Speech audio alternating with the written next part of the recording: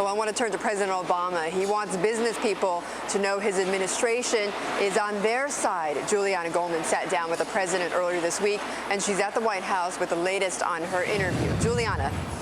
Well, Betty, the president used this interview to set the record straight. He's come under some criticism from the business community of late, who say that he hasn't reached out enough to them, engaged them enough in his efforts to boost job growth. There's also been some concern that some of the president's Wall Street rhetoric has had a chilling effect, and that's hurt investor confidence across the board. Now, the president said, yeah, he recognizes that there are those criticisms, said there has been a spillover effect, but he said that there was a difference between the perceptions and the reality. He said the irony is that on the left, we are perceived as being in the pockets of big business, and then on the business side, we are perceived as being anti-business. So the president said he has driven a fundamentally pro-business agenda, and as one of the examples he gave, he said that by the end of this year, he plans to sign some $70 billion worth of corporate tax credits.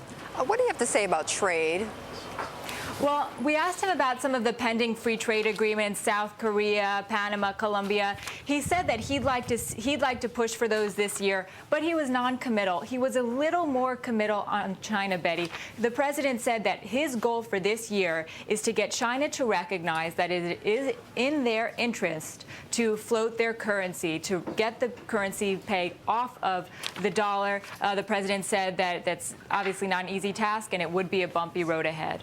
And Juliana, is the president likely to say anything today about the pronouncement from the president of Iran saying that they've got enriched uranium now? We're still waiting to get some administration reaction to that, Betty. What we do know is what the president said the other day with his surprise press conference here in the briefing room. He said that they are moving fairly quickly towards some sort of package of sanctions.